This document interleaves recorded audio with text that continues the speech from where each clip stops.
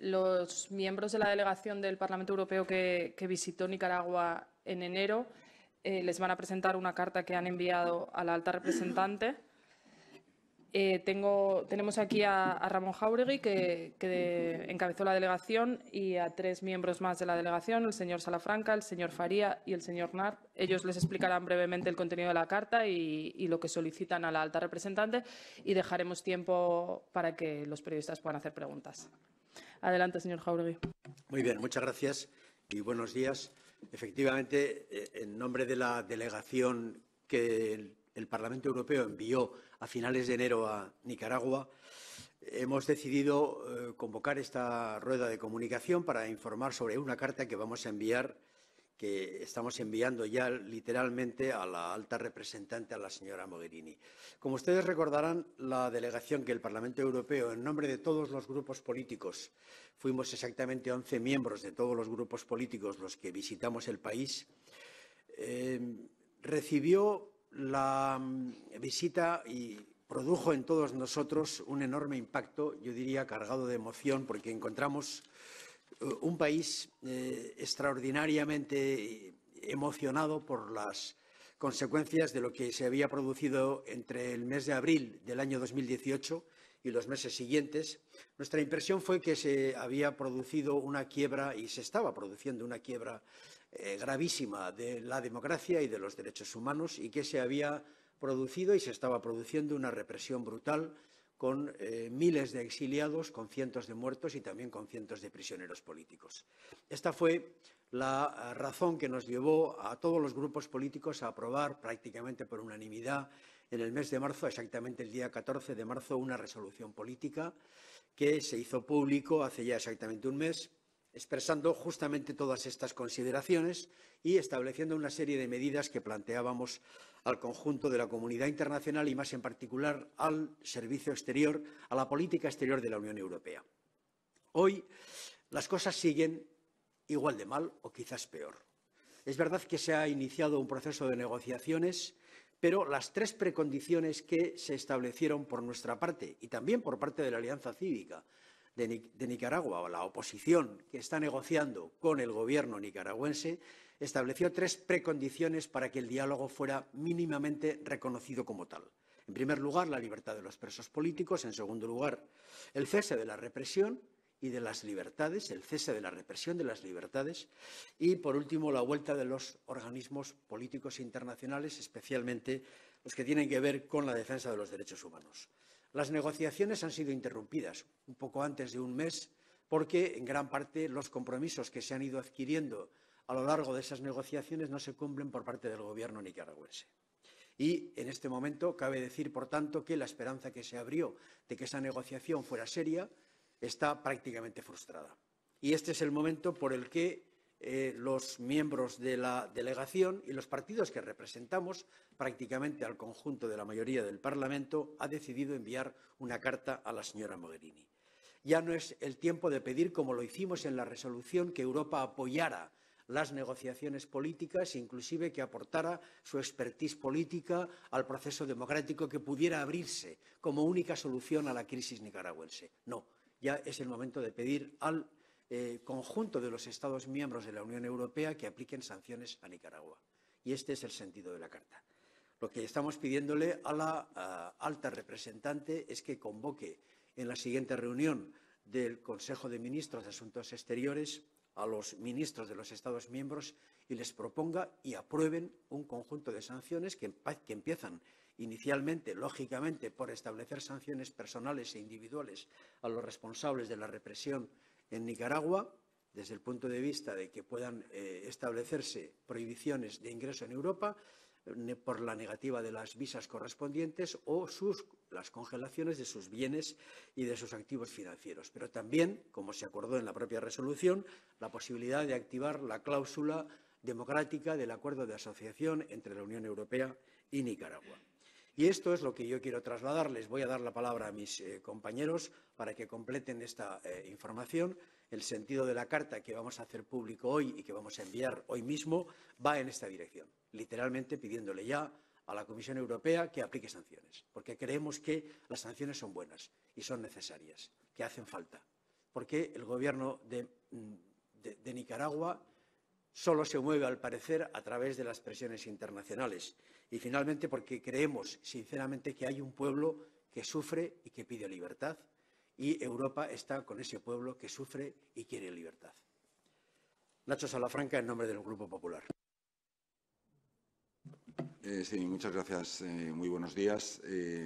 Quisiera simplemente expresar la opinión de nuestro grupo político y explicar que esta carta constituye de alguna manera pues, una excelente colaboración entre las distintas fuerzas políticas del Parlamento Europeo y que lo único que hace es expresar los términos de las resoluciones que el Parlamento ha adoptado con fecha 31 de mayo del año pasado y 14 de marzo. Como consecuencia de la primera resolución, lo ha explicado muy bien el señor Jáuregui, este Parlamento desplazó una delegación de 11 eurodiputados al país para tomar la temperatura y constatar efectivamente lo que habíamos visto en los informes que se habían preparado por distintos organismos internacionales, la Comisión Interamericana de Derechos Humanos, el Alto Comisionado de Naciones Unidas o el Grupo de Expertos Independientes. Evidentemente, la situación de los derechos humanos entendemos que no es compatible con los términos de la cláusula democrática.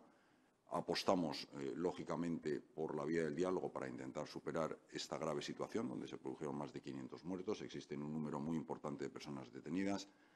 Como explicaba el señor Jáuregui, tuvimos la oportunidad de visitar las cárceles nicaragüenses y ver el espectáculo terrible de jóvenes de 20 años condenados a más de 40 años de prisión.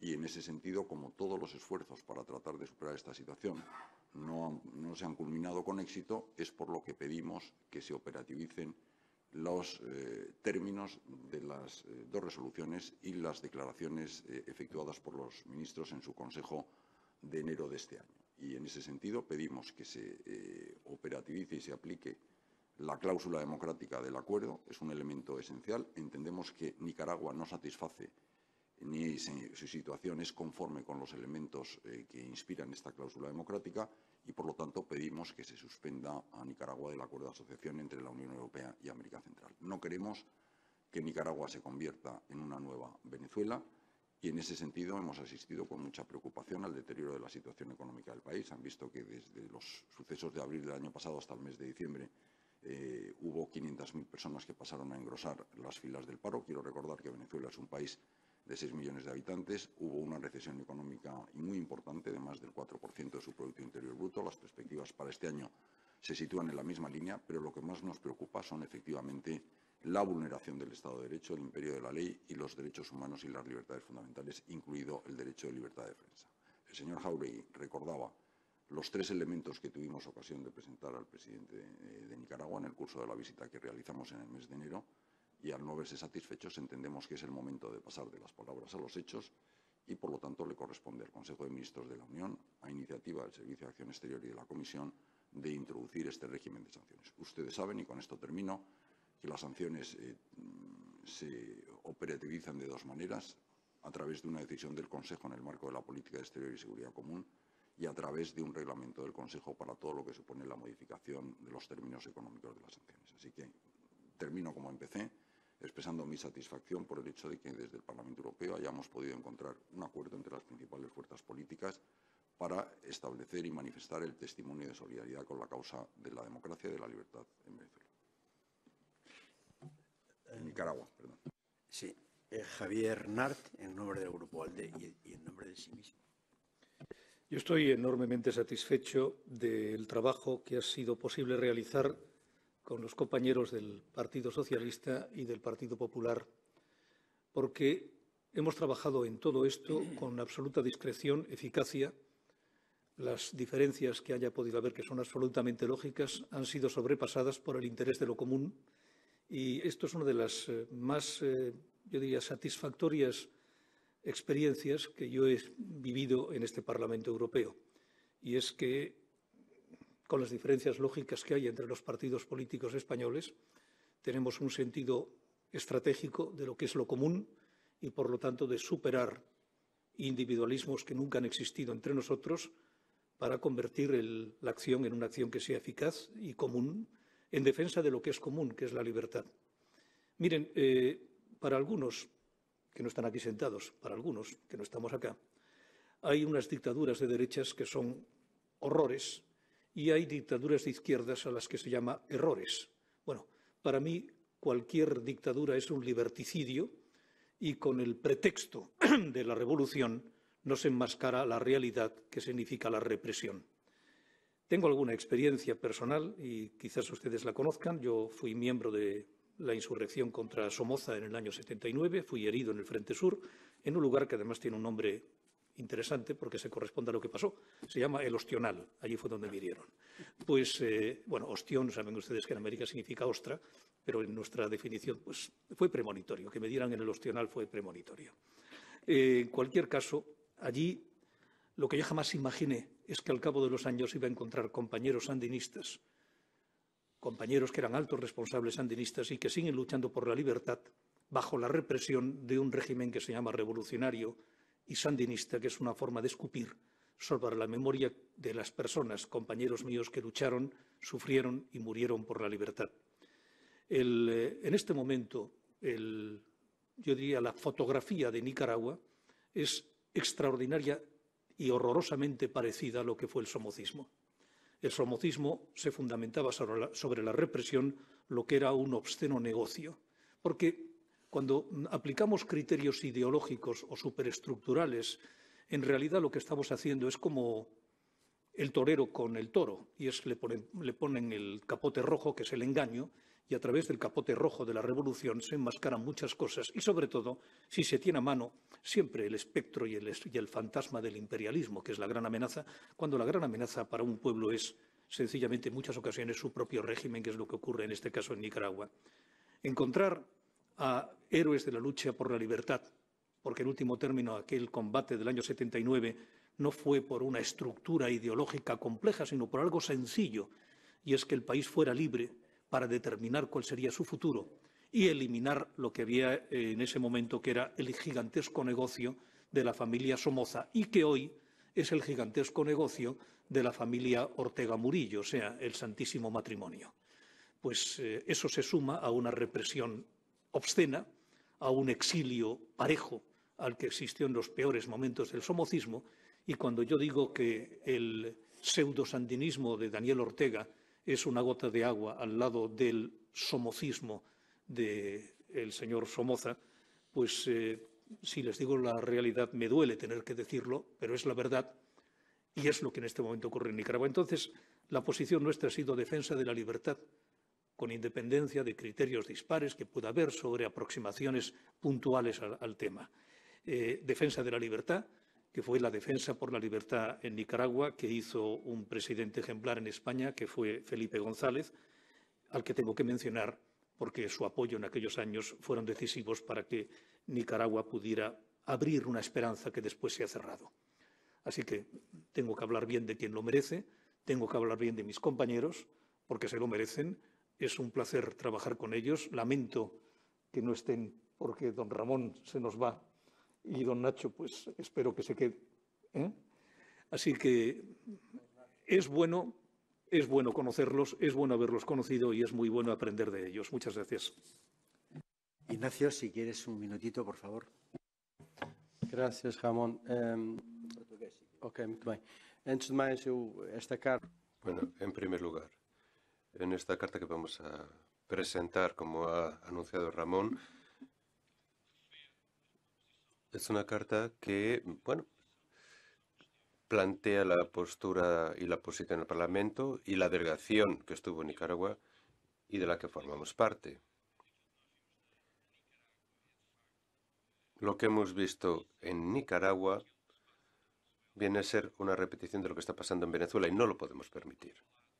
Más de una vez he hablado de estos tres regímenes dictatoriales, Venezuela, Nicaragua y Cuba, que yo lo llamo el triángulo de la vergüenza, que lo es. Y de hecho, la única salida es reforzar las sanciones contra los dirigentes actuales de Nicaragua. Yo creo que el señor Ortega solo va a entender con el uso de la fuerza que el curso que está siguiendo no es el adecuado para su país. Quería hacer aquí un llamamiento para que los exiliados, y lo voy a decir en español, de Nicaragua no regresen a Nicaragua, que no regresen a Nicaragua antes que haya condiciones de seguridad para su vida, porque si regresan podrán estar en peligro de su vida. Con el señor Ortega no hay que confiar, porque ya ha demostrado que no es confiable. Por favor, tienen que tener mucho resguardo, mucho cuidado, porque el señor Ortega es un dictador sanguinario y que vaya a ser peor que lo que ocurre en los otros sistemas de América Latina. Termino diciendo que fue, de hecho, hemos visto situaciones incomprensibles en el siglo XXI, como los presos políticos en condiciones subhumanas. En mi país hay zonas para los cerdos. Los presos políticos tenían condiciones peores que los cerdos tienen en mi país. Esto no es posible. Presos políticos, ya dice todo. No hay una democracia con presos políticos. Muchas gracias. Muy bien, muchas gracias. Si hay alguna pregunta, primero Deutsche, adelante. Mirra Banchón, Deutsche Welle, para América Latina. Mi pregunta es si la liberación de los más de 600 presos que tendrá lugar hoy cambia las condiciones de esta carta. No cambia nada. Estamos recibiendo una propaganda gubernamental muy falseada. Cuando recibí la noticia ayer de que se iban a poner en libertad a 636 presos, tomé contacto inmediatamente con la oposición, también con la Embajada de la Unión Europea en Managua, y me confirmaron que son presos comunes, que habitualmente en la Semana Santa el país acostumbra a liberar o a cambiar, más bien, como dicen allí, casa por cárcel, sin que se anulen los procesos. Pero son presos comunes. Al parecer, el Comité de Presos Políticos que asesora a la Alianza Cívica y a la mesa negociadora ha contado hasta 18 personas que pudieran calificarse como presos políticos, que han sido integradas en esa lista. Pero seguimos, por tanto, con la misma consideración. La propia mesa negociadora ayer hizo un comunicado diciendo que es una burla y que se trataba de una maniobra propagandística que no altera en absoluto las condiciones en las que el diálogo está interrumpido. Y, por tanto, precisamente porque esa noticia se produjo ayer y víspera de esta notificación que íbamos a hacer hoy, comprobamos los datos, al igual que comprobamos, como acaba de decir Ignacio, que una carta que al parecer también ha publicado el Gobierno diciendo a los exiliados que vuelvan es también maniobra propagandística, porque ciertamente no hay ninguna garantía de que los miles de exiliados, en torno a 60.000 se calculan en Costa Rica, pero también a otros miles en otros países, en España, por poner un ejemplo, no tienen condiciones de vuelta, puesto que no hay ningún organismo internacional a quien puedan recurrir en el supuesto de que sean detenidos. De manera que ninguna de las dos propagandas que se han producido en las últimas horas han alterado nuestra convicción de que el diálogo está interrumpido por incumplimiento del Gobierno de las condiciones pactadas y que, por tanto, nuestra recomendación de aplicar sanciones sigue igual de firme.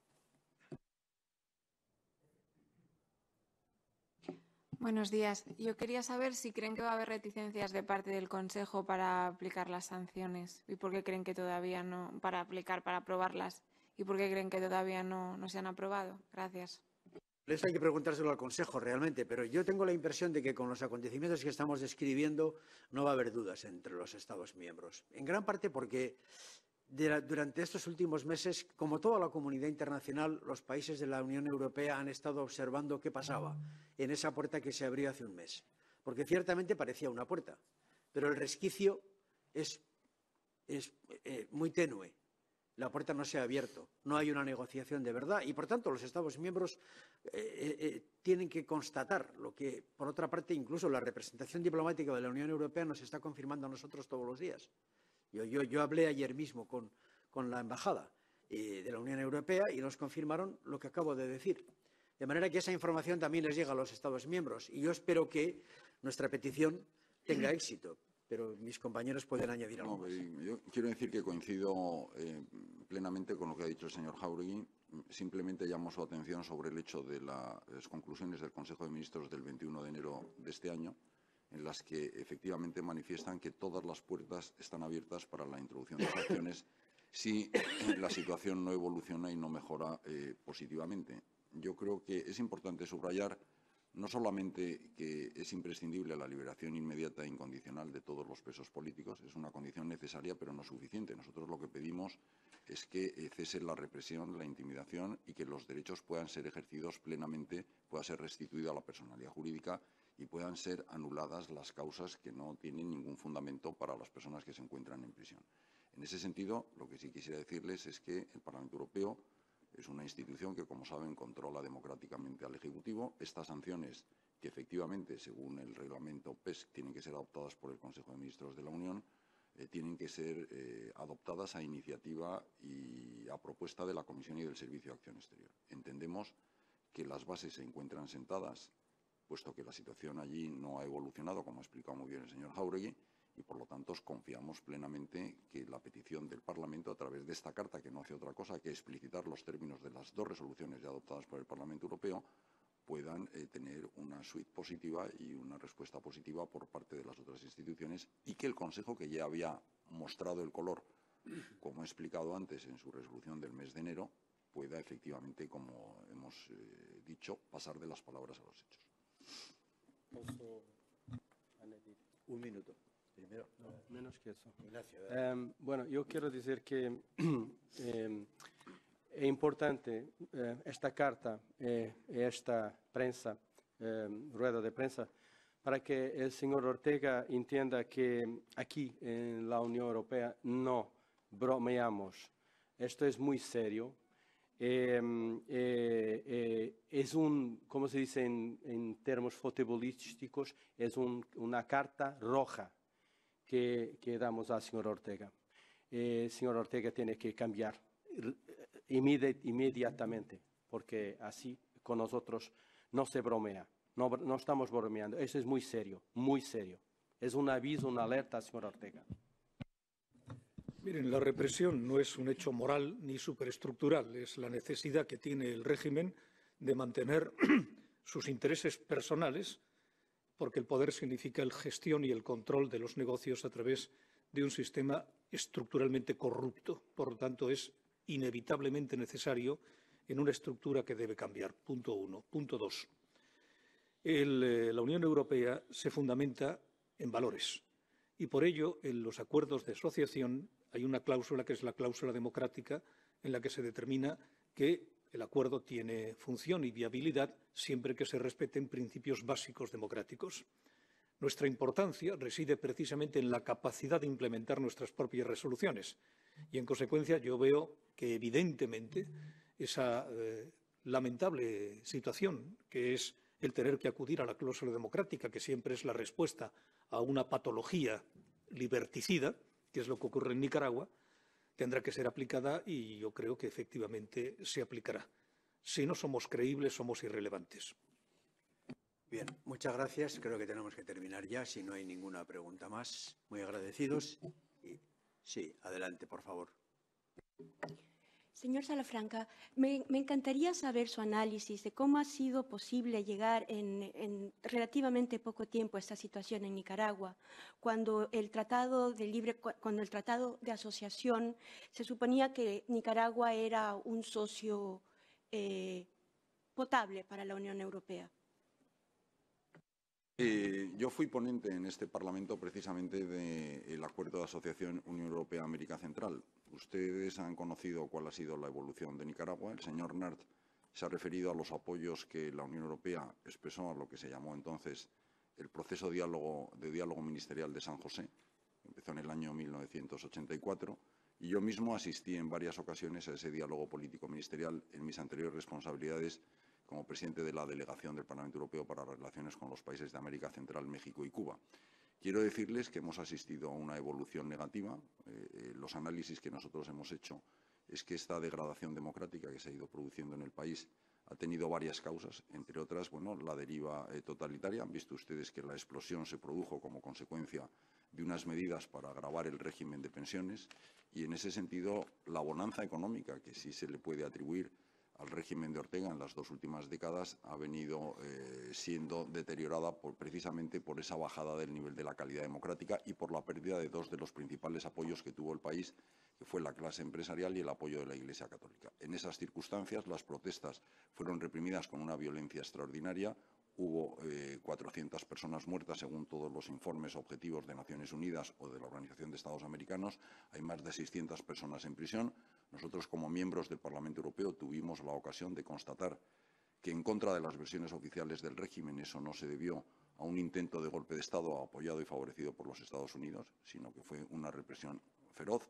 Y, evidentemente, en ese contexto hay unas elecciones presidenciales planteadas en el horizonte del año 2021. Nosotros entendemos, y lo acaba de explicar muy bien el señor Jáuregui y el señor Nart, que las condiciones del elemento esencial que justifica la relación con este país, que es la cláusula democrática, no responde a los estándares que la Unión Europea debe exigir y exige en todos sus acuerdos con países terceros. Y, precisamente, es en esa lógica por lo que nosotros estamos actuando a través de esta carta que, como decía, no hace reflejar otra cosa que reflejar las posiciones mayoritarias de este Parlamento y ser coherente con las prédicas que nosotros mismos realizamos.